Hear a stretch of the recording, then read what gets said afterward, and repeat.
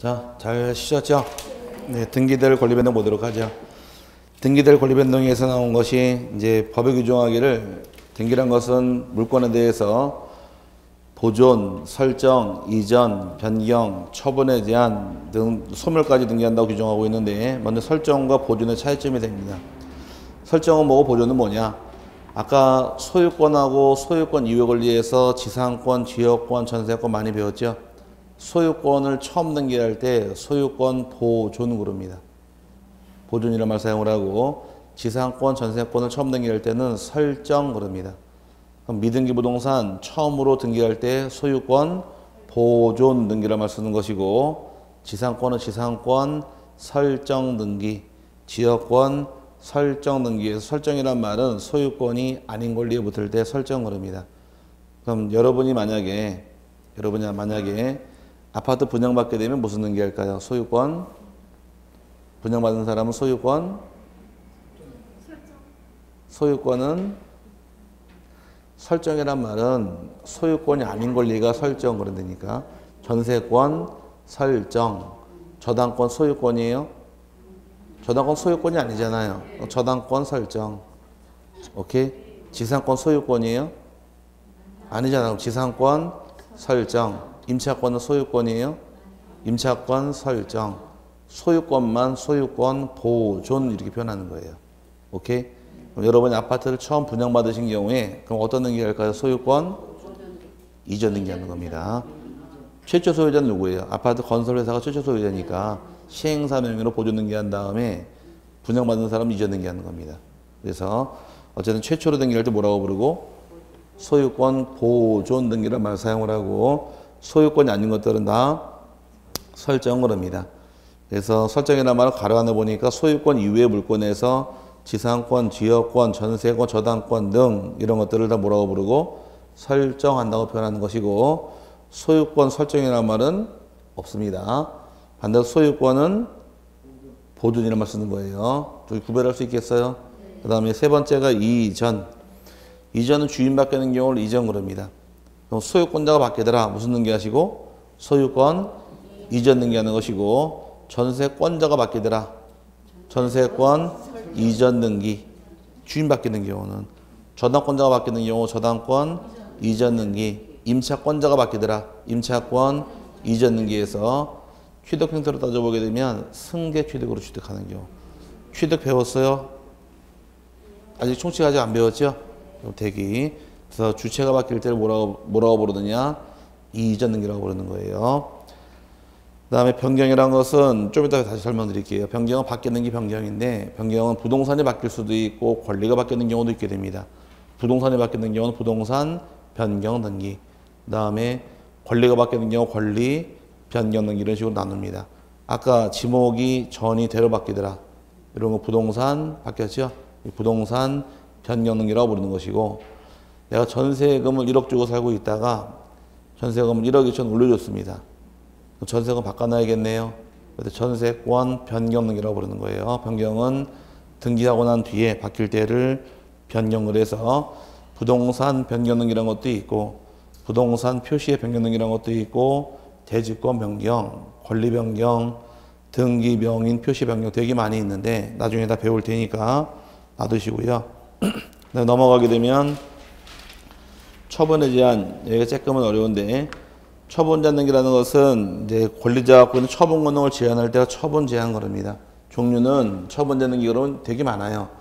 그럼 통상적으로 처분 제한 그러면 외치는 것이 처분 제한등기는 압류란 것이 있고 그다음에 가압류 등기도 처분 제한등기고 처분금지 가처분 등기도 처분 제한등기로 인정을 하고 그다음에 경매 개시 등기 그다음에 이거 말고도 뭐 당사자 간에 맺을 수 있는 공유물 불분할 특약 또는 전세권 양도금지 특약 굉장히 여러 개가 있는데 통상적으로 처분 제한 그러면 4개를 처분 제한 그럽니다. 압류나 가압류, 가처분, 경매는 뭔지 아시죠? 네, 경매 넘어가고 그 압류나 가압류, 가처분 왜 할까?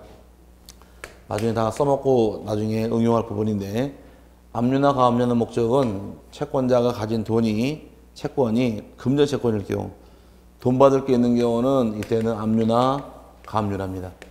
근데 채권자가 받을 게 이번에 그 돈이 아니라 물건을 가지고 있는 경우, 금전 채권이 아닌 경우는 이제 가처분하게 되어 있는 거예요. 돈 받을 게 있더라. 뭐라는 것이고? 압류나 가압류. 돈이 아닌 경우는 가처분하는데 따져보자고요, 이제. 압류한다는 얘기는 주로 국세징수법에서 세금 채권에 대해서 미리 확보하기 위해서 하는 것이 바로 압류입니다. 주로 옛날에 차압 그랬는데 지금은 압류란 말 써요. 옛날에 좋은 나라 운동본문과 프로그램에서 38개 동대 가는 일이 뭔가요? 세금 받으러 가는 거죠. 세금 받으러 갔더니만은 돈이 분명히 있고 차도 있는데 세금은 내지 않더라. 세금 내시오. 못 내겠다며 돈이 없대요. 그럴 때 지방세법 몇 조에 따라서 이 물건을 압류합니다. 딱 보시지 않나요? 그 압류가 세금 받을 채권 있는 경우 압류하는 겁니다. 압류는 왜 하는 거예요? 돈은 돈인데 무슨 돈? 세금 받을 게 있을 때 압류한다고 이해하시면 되고, 가압류란 것은 요거는 개인 간에 발생한 민사 채권에 대해서 민사집행법에서 미리 할 수 있는 것이 가압류입니다. 진짜 압류, 가짜 압류? 저 가짜 거짓 가짜예요. 가짜 압류입니다. 가짜 압류 왜 할까? 세금 채권은 압류했죠? 그럼 세금은 납벌 세액이 확정이 돼 있어요? 납벌 금액이 다 확정돼 있잖아요. 거의 추가된 돈이 있겠지만 일단 납벌 세액이 확정돼 있으니까 바로 본압류 들어가 있는데, 문제는 가압류라는 것은 여러분이 저에게 돈을 한 1억 빌려줬습니다. 10년 전쯤에. 제가 돈을 갚아요? 안 갚아요? 사람 뭘로 보고 안 갚는다고 얘기를 기분 나쁘게. 자, 갚을 수도 안 갚을 수도 있는 거지 왜 안 갚는다고 단정을 지세요. 자, 어쨌든 안 갚아야 대화가 되겠죠. 자, 돈을 안 갚았습니다. 여러분이 돈 달라고 요청을 하세요. 여러분의 주장은 원금 1억에다가 못 받은 이자가 얼마가 있다 주장하시는데, 그럼 얼마라고 주장하시는 여러분 금액이 있겠네요. 채권자의 주장. 채무자 제 입장에서는 돈 갚을 게 10원도 없대요. 아니 왜 그러지? 돈 빌린 게 10년이 지났으니까 숨을 쉬고 완성이 돼서 전 돈 갚을 게 없다고 주장합니다. 빌려진 채권 같은 경우는 일반 채권은 10년이 경과하면 채권이 소멸해버려요. 오케이? 그럼 이제 제 입장에서 10년이 넘었으니까 또 갚을 게 없다고 주장을 합니다. 그럼 여러분 주장은 받을 돈이 있다고 주장하시고 채무자는 갚을 돈이 없대요. 누구 말이 맞아요? 아직 모르잖아요. 그러면 여러분 돈 달라고 소송 제기하시겠네. 소송을 제기해서 얼마 갚아라 판결받아 돈이 확정되기 전까지는 아직까지 미확정 채권이니까 가짜 압류라는 거예요. 그럼 이제 채권 돈 갚아라 판결이 떨어지는 순간 이 가짜 압류가 진짜 압류로 바뀌어버리는 거예요. 본압류로. 그럼 판결 받을 때까지 일단 잡아놓기 위해서 뭐 하더라? 가압류하는 겁니다. 그래서 돈을 달라고 여러분이 제 집에 가압류 요청 들어오게 되면 가압류는 법원에 요청하는 거예요. 법원의 결정으로 가압류가 떨어지는데, 가압류 들어온 받은 법원 입장에서는 저에게 알려줍니다. 채권자 여러분이 제 집에 가압류 요청 들어왔는데 그거 인정하겠냐고, 이의 인정할 게 있냐고. 그럼 저는 이의 인정하는 거예요. 돈 갚을 게 없다고. 그럼 여러분에게 법원에서 소재기 명령이 떨어져 버려요. 소송 제기하라고. 그럼 3주 안에 소송 제기하라고 명령이 떨어집니다. 여러분에게. 소송 제기하면은 이제 소송을 통해서 받을 돈이 있다, 갚을 게 없다 다투는 거예요, 이제. 오케이? 근데 제가 몇 주 안에 일정한 기간에 가압류 들어오는 거에 대해 이의 신청 안 하고 있으면 제 집에 가압류 들어와 버려요. 가압류 들어오는 순간 피해가 막심해집니다. 돈을 갚았다야 안 갚았다야 지금 가압류 들었다는 얘기는. 그 신용도에 문제가 생기겠죠. 은행 이자가 올라가요. 신용이 좋은 사람은 은행 이자가 좀 떨어지겠지만 신용이 나쁜 사람은 위험률이 커지니까 이자도 올라갈 수밖에 없는 거예요. 그래서 이자가 좀 올라갑니다. 그래서 가압류가 떨어지는 순간 피해가 막심해져요. 그럼 이제 가압류를 통해서 이렇게 피해 볼 수 있는 우려가 있다 보니까 채권자로 무조건 가압류 막 하는 건 아니란 얘기예요. 그래서 막 할 수 있다 그러면은 돈 받을 게 아무한테나 막 가압류 막 해버리게 되면 피해 입잖아요. 그래서 가압류는 채권자 마음대로 하는 것이 아니라 법원의 결정으로 가압류하는 겁니다. 가압류하고 싶은 게 어디다 요청하시고 법원에 요청하는 거지, 법원의 결정으로 가압류가 떨어지는 거지 하고 싶다고 무조건 가압류하는 것은 아니란 얘기입니다. 어쨌든 받을 게 뭐예요? 쉽게 빌려준 돈 이렇게 이해하시면 되고, 그럼 둘 다 요거는 돈 받을 게 있는 경우고, 가처분은 언제 하느냐? 돈은 아닙니다. 이거는 제가 여러분에게 의사표시를 해요. 합격하면은 제 집을 드리겠습니다 이렇게 증여하기로 의사표시를 했어요. 약속까지 맺었고, 합격을 했습니다. 집을 주더라 안 주더라? 나쁜 돈 많이 되는데 집을 안 줘야 대화가 되겠죠. 집을 안 주고 이 집을 팔아먹으려고 제가 막 액션을 취해요. 그럼 집 바뀌라는 집을 팔아버리는 순간 집 받을 수 없잖아요. 그럼 잡아놓기 위한 것이 바로 뭐냐? 처분금지 가처분을 하는 거예요.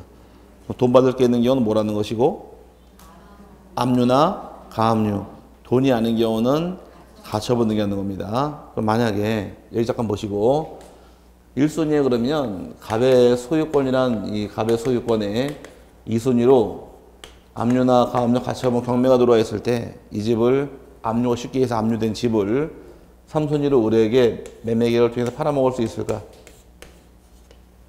압류가 된지 팔아먹을 수 있다 없다? 다시 얘기해.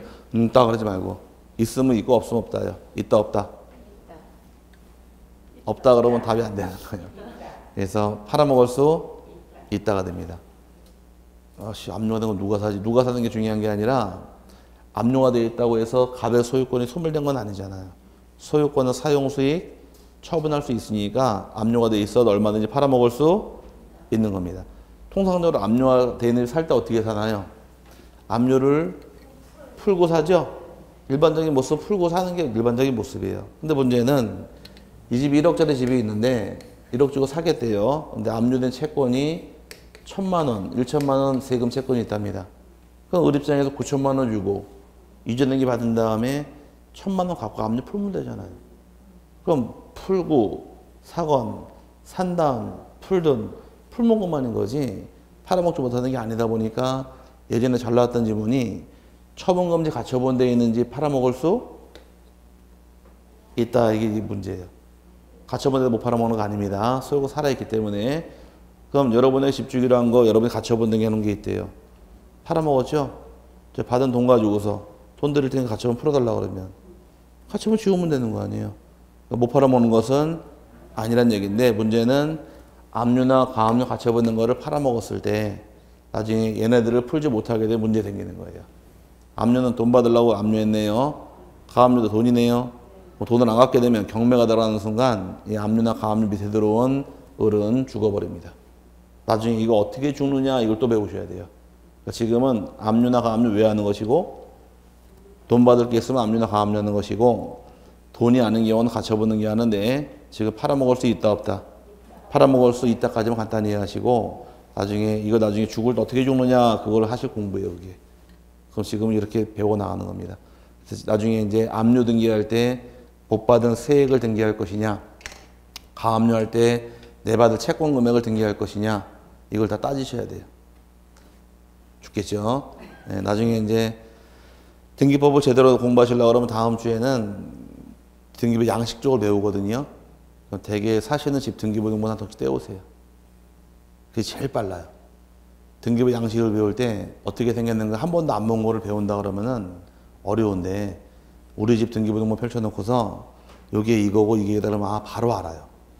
바로 알아서 바로 이해가 되는데 등기부 안 본 상태에서 한 번도 본 사람은 본 적도 없는데 등기부 생긴 게 이렇게 생겼는데 그러면은 머리 쥐나요. 그러니까 가능한 한 사시는 집 등기부 한 통 구해오는 거예요.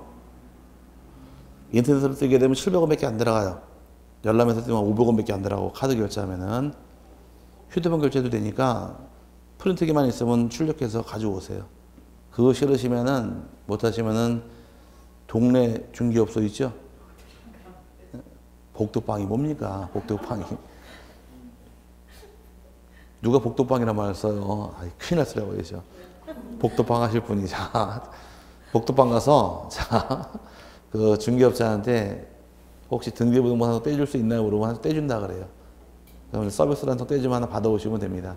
그래야지만 요게 요거고 요게 요겁니다. 그러면 그때 바로 아는데 근데 등기부가 제일 좋은 게 뭐냐? 저런 게 많은 게 좋아요. 아니 등기부에 이런 게 많은 게 좋다고. 등기부에 깨끗한 건 아무 쓸모가 없어요. 이게 들어와야 압류나 가압류 된 게 있으면 딱 보자마자 압류 왜 했는지 이유가 다 나오니까 이런 것 때문에 압류하는구나. 이런 것 때문에 가압류하는구나. 이거 바로 아는데 등기부 압류나 가압류 아무것도 없는 등기부를 가져온 경우는 그냥 공란이 많으니까 이게 왜 하는 이유를 모르잖아요. 그래서 우리 집 등기부 등본 떼우기 싫으신 경우는 중개업소 가서 못 쓰는 등기부 좀 달라 그러면 한 주먹 줄 겁니다. 거기서 제일 지저분한 거 골라오시면은 공부는 최고 잘 돼요. 눈으로 보고 나서 배우는 거니까. 그러니까 중개업소 가서 등기부 떼는 게 많거든요. 못 쓰는 거 좀 달라 그러면은 이만큼 줄 거야 아마. 그 중에서 제일 더러운 거 하나 골라보세요. 떼탄 게 아니라 압류나 가압류, 경합 막 붙어 있는 거, 이런 걸레가 공부할 때 최고입니다. 이유가 다 나오니까 그런 거예요. 그러면 아, 이런 이유 때문에 이런 등기 하는구나 바로 아니까 조금만 살만 붙이면은 정리가 됩니다. 그 다음에 이제 나온 것이 소멸거래. 소멸의 경우는 없어질 때 소멸거래입니다. 부동산이 없어지는 경우도 있고 권리가 없어지는 경우도 있는데, 권리가 소멸하게 되면 여러분 교재에서 말소 등기라는 등기를 하게 되고, 부동산이 없어지는 경우는 멸실 등기라는 등기를 하게 됩니다. 뒤에 배워요 바로. 말소 등기란 것은 등기를 지울 때가 말소 등기 그럽니다. 은행 가서 1억 빌려온 다음에 은행이 저당권 등기를 했는데 돈을 갚았습니다. 갚게 되면 저당권 등기를 지워야 될 거 아니에요. 그 등기 지우는 거를 말소 등기라고 부르는 거예요. 그 다음에 하나의 건물이 존재하고 있다. 건물이 폭삭 주저앉아 버린 경우는 건물 등기부터 없애버려야겠네요. 그때 등기부를 없애기 위한 등기를 멸실 등기라고 부르는 겁니다. 권리가 죽는 경우는 무슨 등기 하시고? 말소 등기하는 것이고, 부동산이 소멸하는 경우는 멸실 등기라는 등기를 하게 됩니다. 그 다음에 7번째가 시효취득인데, 시효취득은 민법 245조 1항이에요. 245조 1항에 규정된 것이 시효취득인데, 규정하기를 소유의 의사로 평온 공인하기 20년간 점유한 자, 20년간 점유한 자는 등기함으로 소유권을 취득하더라. 이게 바로 뭐다? 이게 시효 취득입니다. 시효 취득 배웠어요? 아직 안 배웠죠? 그럼 말뜻만 이해하자고. 시효란 말은 시간의 효과예요. 시간의 효과를 두 글자로 시효 그럽니다. 시간의 효과로 취득하게 하는 경우도 있고 소멸하게 하는 경우도 있어요. 시간의 효과로 취득하는 경우를 시효 취득 또는 취득 시효란 말을 사용을 하고, 시간의 효과가 없어지는 것을 소멸시효란 말을 쓰는 겁니다. 그럼 시간의 효과가 취득하게 한다는 얘기는 내 땅이든 남의 땅이든 이 땅을 가질 목적으로 20년 동안 점유하게 되면 그 땅의 소유권을 취득할 권리를 취득해요. 그럼 이제 20년간 점유한 사람은 자기 명의로 등기를 하게 되면 소유권을 취득하는 규정이 민법의 규정이 있게 됩니다. 그럼 시효취득은 얘는 법률 규정이에요. 법률 규정이지만 여기 등기를 해야 되니까 여기 예외 규정입니다. 그럼 지금 아까 우리 떠들을 때 법률행위는 등기를 해야 된다 배웠고, 그 매매계약은 등기를 해야 주인 바뀝니다 설명드렸고, 법률 규정은 등기할 필요 없다고 설명드렸는데 거기 예외 규정이 시효취득입니다. 얘는 법률 규정이지만 등기를 해야지만 취득하니까 조심하셔야 돼요. 그래서 나중에 더 깊이는 안 들어갈게 아직 안 배웠으니까 지금 말뜻만 이해하시면 돼. 이건 나중에 다 민법 공부하면 알게 될 부분이니까 시간의 효과를 두 글자로 뭐라고 부르더라? 시효. 시간의 효과로 취득하는 거를 시효 취득. 시간의 효과로 소멸되는 것을 소멸시효 그럽니다. 아까 일반적인 채권은 소멸시효가 몇 년이더라? 10년 지나면 채권은 없어집니다. 근데 이 소멸시효가 10년짜리도 있고 1년짜리도 있고 3년짜리도 있고 5년짜리도 있어요. 다 종류별로 틀린데 통상적으로 옛날에 돈 없을 때 술을 외상으로 많이 먹죠. 술집 가서. 외상 술값은 소멸시효 1년이에요. 1년 지나면 술값 안 갚아도 됩니다. 아싸 가오리. 근데 내가 옛날에 좋은 데 가서 술 먹고서 외상값이 있었는데 1년 지났다. 이제는 머리 들고 그 술집 앞을 지나가도 상관없습니다. 두들겨 맞는 건 나중 문제고. 자, 일단 법적으로 그 금액은 없어졌습니다. 저희 같은 학원 강사들 월급은 시효가 3년이에요. 저희는 3년만 지나면 채권이 없어지는 거예요. 그러니까 이 시효란 것이 또 없어지는 이런 시효간의 효과를 쓰는 게 우리 형법에서는 공소시효. 우리나라는 살인죄를 저지르고서 15년 지나면 죄가 없어지잖아요. 다른 나라는 살인죄 저질러도 끝까지 따라갑니다. 죽을 때까지 따라가서 처벌하는데 우리나라는 공소시효가 있어가지고서 살인죄 저질러도 15년만 잘 도망다니면은 죄가 없어집니다. 잘못된 거 아닌가요? 잘못됐죠? 남에게 피해 준 건 그만큼 응징을 받아야 돼요. 그런데 그게 지금 15년이나 이 법에 공소시효가 있다 보니까 잘 도망다니다가 15년만 지나면은 범인이 밝혀지더라도 처벌할 수 없게 돼 있어요. 그게 참 나쁜 점인데, 근데 일본은 옛날에 있다가 없어져 버렸습니다. 지금. 근데 우리나라는 남아 있어요. 미국은 아예 없죠. 그래서 예전에 누군가 옛날에 이탈리아 쪽에서 우리 세월호처럼 선박 사고 났을 때 이탈리아가 배 선장이 몇 년 구형받았나요?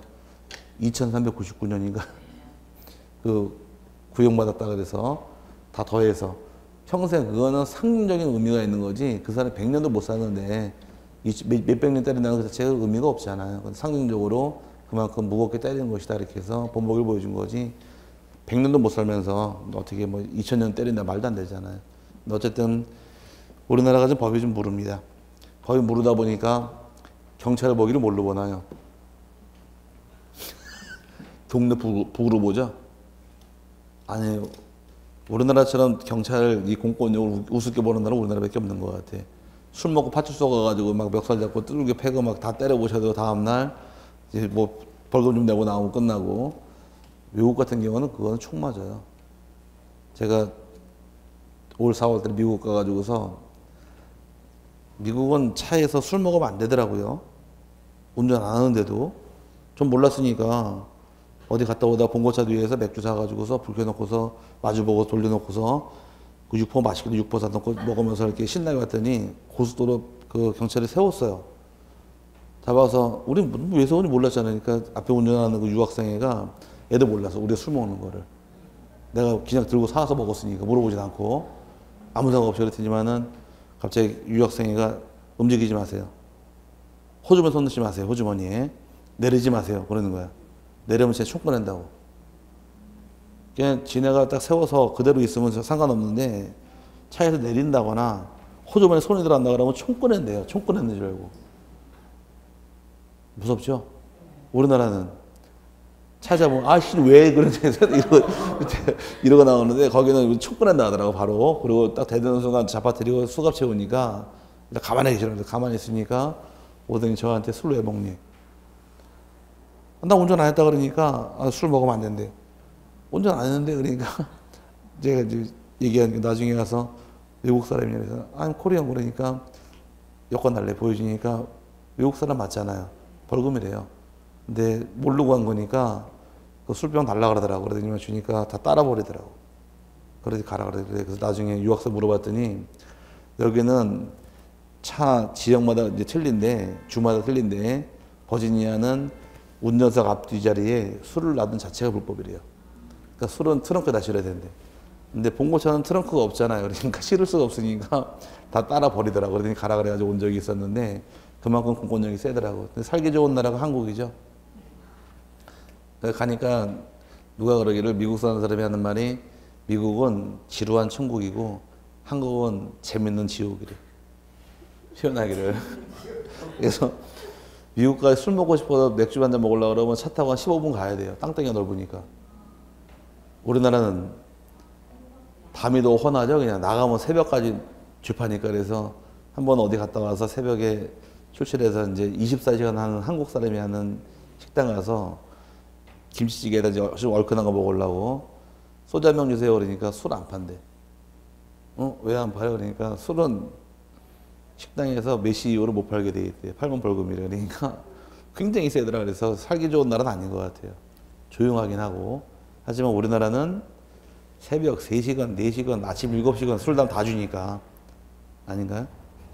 밤새고 술 먹고 아침 7시 해장 먹으라 해도 술 또 시키잖아. 또 주잖아. 그러니까 참 좋은 나라 한국인 것 같은데 그래서 표현하기를 미국은 지루한 천국, 한국은 재밌는 지옥 그러더라고요. 어쨌든 간에 아직 민법 시간에 좀 배우셔야 되니까 이런 게 있다는 정도만 파악하시고요. 등기의 이제 종류 따라보는데 등기 종류는 첫 번째 기능에 따른 분류에서 제목 정도만 잘 이해하시면 됩니다. 세부적인 사항은 안 보셔도 되고 아직은 기능 따라 세분하게 되면 종류는 두 개로 나눠서 이제 사실의 등기라는 등기가 있고 또 하나가 권리의 등기로 세분하게 됩니다. 그래서 맨 밑에가 사실의 등기가 있고 오른쪽에 권리란 말이 나오는데 사실의 등기란 것은 이제 여기는 표제부 등기를 사실의 등기란 말 씁니다. 표제부 등기고 권리의 등기는 갑부나 을구 등기를 권리란 말 사용을 하는데 등기부의 구성은 기본적으로 표제부하고 갑부하고 을구 이 세 부분을 구성을 해요. 네, 다음 주에 이제 등기부 등본 한번 구해보셔서 열어보시면 표제부가 있고 갑부 을구가 있어요. 아, 요거를 의미하는 건 바로 알아요. 나 아직은 한 번도 안 본 거니까 간단히 듣고 다음 주에 한번 설명드릴게요. 표제부라는 것은 이제 뭘 기재하는 것이냐, 부동산 표시 기재하는 것이 표제부라는 것입니다. 그럼 어떤 부동산인가 부동산 내역을 확인한 다음에 누가 주인인가 소유권 확인하는 것이 바로 갑구고 소유권이 아닌 권리는 을구에 들어가는 겁니다. 그럼 이제 내가 가진 토지에 대해 지목이나 면적이 궁금하더라. 어딜 열어봐야 돼요? 표집을 열어보는 것이고 그다음에 누가 주인인가 궁금하더라. 갑구 열어보는 것이며 그다음에 저당권이나 전세권이 궁금하더라. 이때는 을구 열어봐서 권리 확인하는 것이 란이에요. 그래서 등기부는 표제부하고 갑구하고 을구가 존재합니다. 그 지상권 등기 어떠 할까? 지상권은 갑구 을구, 을구, 지역권 을구, 전세권 을구라면서 등기부는 갑구 을구는 있어도 옆집 총각인 병구란 말은 없습니다. 갑구 을구 두 개를 나눠서 권리란 말 사용을 합니다. 이 제목 정도 이해하시면 되고요. 그 다음 밑에 내용에 따른 분류는 이제 앞으로 많이 써먹을 등인데 어떤 목적이냐 해서 내용에 따른 분류는 여기는 그 뜻도 좀 이해를 하셔야 돼요. 처음 나온 게 기입등기란 말이 나오는데 기입등기란 것은 기입이란 말이 뭘까? 적어 넣는 거예요. 그래서 등기부에 처음 적어 넣을 때를 기입등기 그럽니다. 표현상으로 새로운 등기 원인을 통해서 등기부에 처음 적어 넣을 때 기입등기란 말을 사용을 하고 종류는 보조등기라는 게도 있고 설정등기라는 게도 있고 이전등기라는 걸 통칭해서 기입등기 그럽니다. 그럼 내가 아파트를 분양받은 경우는 소유권 이전등기 하겠네요. 그럼 내 이름이 기록될 거 아니에요. 그럼 저당권 설정에도 은행 이름이 기록될 것이고 내가 집을 처음 지은 경우 소유권 보조등기 내 이름이 기입되니까 처음 기록할 때를 뭐라고 부르더라? 기입등기라고 부르고 두 번째 나온 것이 이제 변경, 세 번째 경정이라는 말 따라 붙는데 순서 바꿀게요. 경정 등기라는 등기도 있고 그 다음에 변경 등기라는 등기도 있는데 둘 다 등기하는 목적은 등기부하고 그 다음에 실체 관계가 서로 일치하지 않을 때 바로잡기 하는 등기를 변경, 경정 그럽니다. 등기된 사항이랑 실제랑 맞지 않는 거예요. 잘못된 부분이 등기상 일부가 잘못되어 있는 경우에 바로잡을 때를 변경 또는 경정 그러는데 차이점은 잘못된 시점이 언제냐 차이점이 생기는 겁니다. 경정등기라는 것은 등기가 완료되기 전에 끝나기 전에 다른 말로 원시적이라는 말 씁니다. 뭐라고요? 원시적. 원시적이라는 것은 어떤 기준 시점을 통해서 이 시점 전을 원시적 그 끝난 이 시점 이후를 후발적 그래요. 그럼 등기 완료 시점을 통해서 완료되기 전에 원시적으로 일부가 잘못되어 있는 거를 경정등기라고 부르고 변경등기라는 것은 등기가 완료된 이후에 후발적으로 등기사항이 잘못된 경우를 이때를 변경 그럽니다. 그럼 차이점은 둘 다 똑같지만 뭐가 차이점이냐? 등기 끝나기 전일 경우냐 푸냐 보고 나눈 것이 경정, 변경의 차이점이에요. 등기 끝나기 전에 잘못된 걸 고칠 때 뭐라고 부르고? 경정. 등기 끝난 이유를 변경 그럽니다. 그럼 이제 여기로 와서 요거 지워버리고 아까 등기가 완료되는 시점은 책에 안 나왔지만 처리한 자가 누구인가 알 수 있는 조치를 취할 때 등기는 끝납니다. 그래서 등기관마다 부여받은 식별부 입력하는 순간 끝난다고 설명을 드렸는데 등기 완료된 시점을 통해서 끝나기 전과 후를 나눕니다. 전에 잘못된 게 있고 후에 잘못된 게 있더라. 끝나기 전을 다른 말로 뭐라고 부르고 원시적 그러고 끝난 후를 후발적 그럽니다. 두 개 세 번 하는데 얘는 한번 들어보자고요. 우리나라에서 돈 제일 많은 최고의 부자가 누구인가요? 대한민국 최고의 부자. 이건희 씨는 이번에 상대가 안 돼요. 최고의 부자는 모르세요 그 사람을?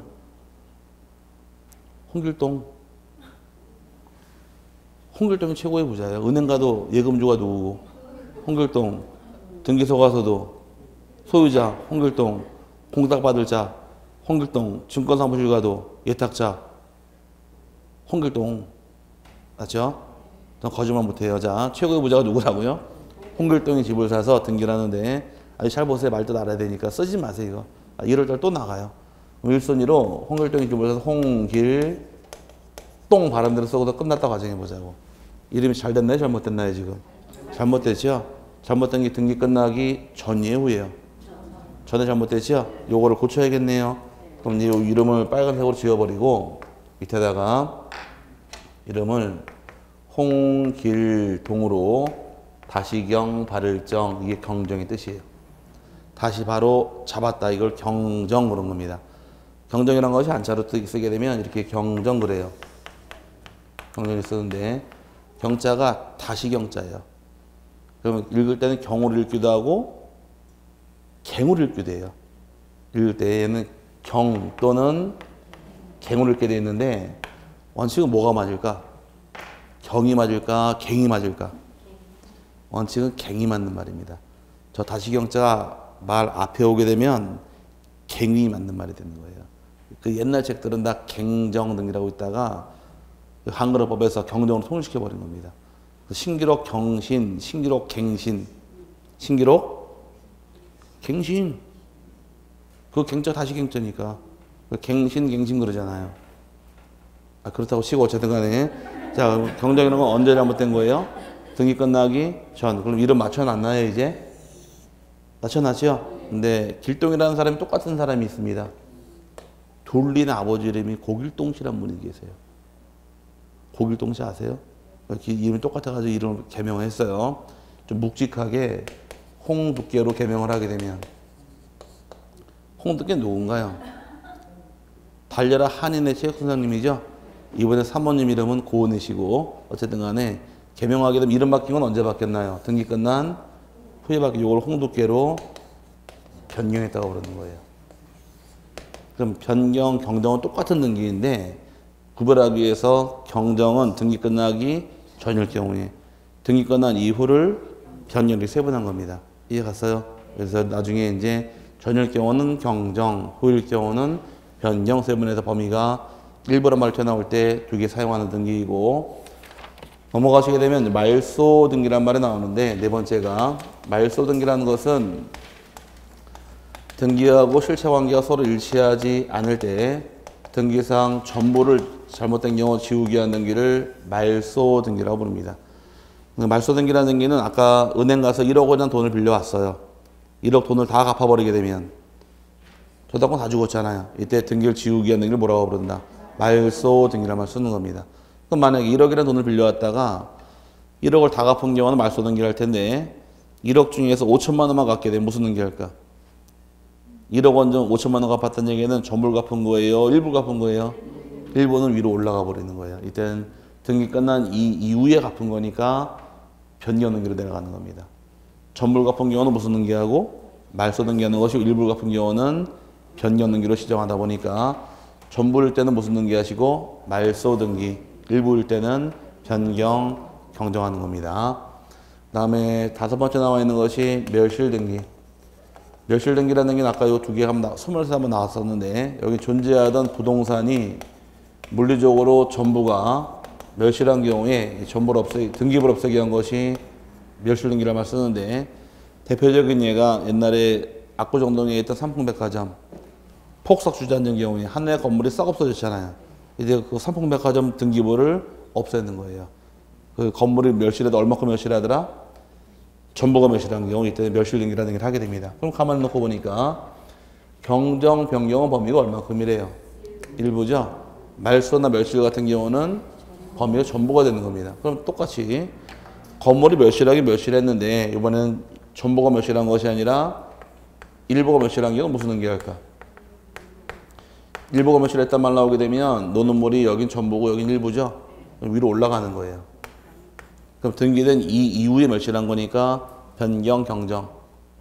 네, 변경 등기로서 실행하기 때문에 전부일 경우는 무슨 등기 하시고 멸실 등기, 일부일 경우는 변경으로 빠져나가므로 전부다 싶으시면 말소, 멸실이고 일부일 경우는 변경, 경정, 노는 물이 달라지는 거예요.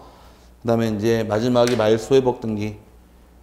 말소 회복 등기라는 게는 등기를 말소할 때 잘못 지운 경우, 부적합하게 등기를 잘못 지운 경우에 잘못 지워진 등기를 회복하기 위한 등기를 말소 회복 등기라 말 씁니다. 예를 들어서 은행에서 아까 1억이라는 돈을 빌려왔어요. 1억을 다 갚은 경우는 무슨 등기 하시고? 말소 등기 하시고 5천만 원 갚은 경우는 변경 등기를 해야 됩니다. 근데 5천만 원밖에 안 갚았는데 등기관이 착오로 다 지워버린 거예요. 그럼 살려놔야 될 거 아니에요. 그럼 다시 살려놓기 위한 등기를 말소 회복이라 말 쓰는 겁니다. 등기를 지은 거를 또 지울 수 없게 돼 있어요. 말소 등기 인정하지 않다 보니까 등기 잘못 지은 경우는 말소 회복 등기를 회복함으로 태어나게 된 등기인데 잘못 지우는 경우는 등기를 전부를 잘못 지울 수도 있고 일부를 잘못 지울 수 있으므로 전부 잘못 지운 경우에 잘못 지워진 등기를 회복하게 하는 등기를 말소 회복 등기라고 부릅니다. 이게 등기 내용에 따른 논리에서 이제 나중에 이런 말 나올 때 언제 이등기 하는 것만 지금 들어보시면 돼요. 한 1억 살려면 또 나가니까 그때 공부 또 해도 상관없으니까 원시적 일부의 하자가 발생하더라. 무슨 등기 하시고? 경정. 후발적 일부란 말 나오게 되면 변경. 원시적, 후발적 원인 묻지 않고 전부가 다 잘못되어 있는 경우는 말소로 빠져가는 거예요. 원시적 일부일 경우는 무슨 등기 하시고? 외쳐야 돼요. 다 이어지는 거예요, 등기가. 원시적 일부는 경정, 후발적 일부는 변경, 원시적 전부는 전부란 말 나오면 말소 내려오는 거예요. 말소 등기고 후발적 전부도 말소 등기예요. 전부란 말 나오면 말소 내려오는 거예요. 이해가셨죠? 일부일 때만 변경, 경정 위로 올라가니까 그 차이점 이해하시라는 얘기입니다. 그래서 이 빨간색 묶어드린 이유가 변경, 경정은 범위가 일부, 말소와 멸치는 범위가 전부에서 범위가 달라지니까 구별해서 세분하실 부분이고, 그 다음에 세 번째 나온 것이 이제 기입에 따른 물리란 말이 나오는데 기입에 따른 물리까지 보시면 이제 오늘 수업이 끝납니다. 기입에 따른 물리는 주등기랑 보기등기란 말 나오는데 아직 뭐 세분해서 갈 건 아니에요. 오른쪽에 박스로 뭐 주등기, 보기등기 사이가 굉장히 많은데 그거는 오른쪽 페이지 몇 페이지인가요? 페이지가 181페이지 가니까 박스에 되게 많이 나와 있죠? 그거는 7월달 되면 저절로 알아요. 네, 오토매틱으로 아니까 놔두시고 지금은 그 가르마 드릴 단계는 아니고 언제 하는 것만 설명드릴게요. 이제 형식 또는 방식에 따른 물리란 말 쓰는데 형식에 따라 세분하게 되면 주등기라는 등기가 있고 또 하나가 보기등기로 세분하게 됩니다. 주등기라는 등기는 등기 실행할 때 독립된 순위번호 부여할 때가 주등기란 말 사용을 하고 그 순위번호 등기부상에서 1순위, 2순위, 3순위 이렇게 각각 부여받는 등기를 주등기라고 부르는 거예요. 순위번호가. 그 다음에 반대로 부기등기라는 것은 독립번호를 받지 못하는 겁니다. 등기가 태어날 때 주등기 다 붙어서 1에 부기 1호, 2에 부기로 이렇게 태어날 때를 부기등기라고 부르는 겁니다. 주등기라는 것은 번호가 1, 2, 3 각각 부여받는 등기를 뭐라고 부르고 독립등기 또 다른 말로 주등기란 말을 사용하는 거고 독립번호를 받았으니까 똑같으면 독립등기란 말을 사용을 해요. 근데 여기 독립번호 받았나요? 안 받았죠? 이건 부기등기라는 겁니다. 그럼 등기의 생명은 권리의 생명은 순이에요. 뭐라고요? 순이. 그 부기등기는 왜 하느냐? 목적 많이 하시고 그런 뜻만 좀 알려드릴게요. 부기등기는 순이 밀리지 않으려고 하는 부기등기는 목적이에요. 그럼 1순위 예를 들어서 전세권자가 있다. A라는 자가 있고 2순위에 전납권이 들어와 있다 가정해보자고. 등기부에. 그럼 등기부 얼굴 열어봤더니 전세권, 전납권이 있을 때 누가 순위가 앞설까요? 전세권이 순위가 앞서겠죠? 1순위니까. 전세권도 양도할 수 있을까요? 전세권 팔아먹을 수 있을까요? 소유권 팔아먹을 수 있어요? 소유권 팔아먹을 수 있어요? 집, 아파트를 파는 거예요? 그 아파트 소유권을 파는 거예요? 아파트는 물건이고 우리가 파는 거 아파트 권리를 거래하는 거예요. 오케이? 아파트를 파는 게 아니라 아파트 권리를 파는 거예요. 소유권을. 그럼 아파트를 이전해와요? 소유권 이전 등기해와요? 소유권 이전 등기해오니까 우리가 사는 거 그 아파트 소유권을 취득하는 거예요. 무슨 말인지 아시겠죠? 아파트를 이전받았다는 얘기는 아파트를 반드시 인도받아와야 돼. 아파트를 샀으면. 근데 아파트를 산 건 아니잖아요. 새 있는 집 샀을 경우는 점유 이전 안 받고 그냥 등기만 해오면 끝나는 거니까. 그럼 부동산 거래했다는 얘기는 그 부동산을 사고 파는 게 아니라 정확하게 얘기하면 부동산에 가진 권리를 사고 파는 거예요. 오케이? 그러면 전세권도 거래할 수 있더라 없더라? 전세권 팔아먹을 수? 그럼 임차권 팔아먹을 수? 임차권 팔아먹을 수? 얘기를 해야 대화가 되지. 임차권 팔아먹을 수? 있다. 있으니까 저 상가 내가 장사하고 싶어 들어가려고 그랬더니만 권리금 달라고 그러잖아. 거기 임차인이. 아닌가요? 아니 장사를 지금 하고 계세요. 여기서 임차인으로 이 가게를 제가 사겠대요. 이 장사 한다고. 그럼 그냥 가실 거예요? 권리금 받을 거예요? 권리금 받고 장사할 걸로 저에게 팔았잖아요. 소유권 가지고 계신 거 임차권 팔아먹어요 지금. 임차권 팔아먹었잖아요 지금. 집주인은 따로 있으니까. 그럼 모든 권리는 이전이 다 가능한 거예요. 오케이? 그럼 소유권을 팔아먹더라. 소유권 이전 등기. 전세권 팔아먹었더라. 전세권 이전 등기. 저당권 팔아먹었더라. 저당권 이전 등기 다 가능한 겁니다. 그럼 전세권 1순위네요. 그럼 1순위 전세권자가 B에게 전세권을 팔았어요. 양도하게 되면 전세권을 이전받았죠. 그럼 얘가 만약에 그럼 B가 산 권리는 저당권보다 순위가 앞선 1순위를 샀습니다. 근데 얘가 등기 떨어질 때 B 앞으로 전세권 이전 등기 실행해 주면서 순위상으로 1, 2, 3을 줘버리게 되면 이제 문제가 발생해요. B가 산 권리는 1순위를 샀는데 3번을 줘버리게 되면 3순위를 밀려버리잖아 지금 얘한테. 그럼 3번 줘서 안 되니까 계속 얘를 이기기 위해서 번호를 1번 잡고 들어온 1의 보기 1호라고 주는 거예요. 오케이? 그럼 얘는 몇 순위고? 2순위고 얘는 1의 보기 1호니까 1순위입니다. 순위 얘가 선순위예요. 그럼 보기 등기하는 이유는 순위 밀리지 안 하려고 태어날 때 보기 등기하는 목적이에요. 오케이? 그럼 보기 등기 나중에 자세히 배울 때 이 보기 등기 언제 하는 걸 배워요. 아직까지 갈 때가 물건이 공부가 덜 돼 있기 때문에 그냥 등기부를 딱 열어봤을 때 이 순위 번호가 1, 2, 3 나온 등기를 뭐라고 부르고 주등기란 말 쓰고 순위 번호 이렇게 생기는 등기를 뭐라고 부르더라고요. 이거를 부기 등기를 하더라. 그래서 등기부 순위 번호 따지는 겁니다. 그럼 언제 부기 등기하는가를 따져가게 되면 저기서부터 여기까지 이칠반 다 채워도 부족해요. 그렇게 많은 건데 나중에 때가 되면은 몇 방에 털어드리느냐? 한 방에 딱 잡아드려요. 그럼 거의 대부분 다 잡아요. 그러니까 기다리시라고. 아직까지 소유권이 뭔지 지상권이 뭔지 물건업 들어갔으니까 공부 조금만 하시면 나중에 가름마가 딱 타져요. 요거는 소유권인지 아닌지. 아 진짜라니까. 약속? 약속? 복사? 인장? 복사? 동공이지? 예, 다 있으니까 나중에 가르마 타드릴 테니까 때가 되면 시기가 되면 알려드립니다. 지금은 그냥 주등기가 뭔지 보기등기 뭔지 정도만 파악하고 넘어가시면 되고 오늘은 여기까지 보시면 수업이 끝납니다. 오른쪽에 나와 있는 것들은 나중에 진짜 7월달 되면 다 여러분 스스로 알아요. 그러니까 겁먹지 마시고 다음 시간에는 등기 효력부터 해서 등기법 다시 나가도록 하겠습니다. 오늘 고생하셨고 날 추운데 감기 조심하시고 다음 주에 뵙겠습니다. 수고하셨습니다.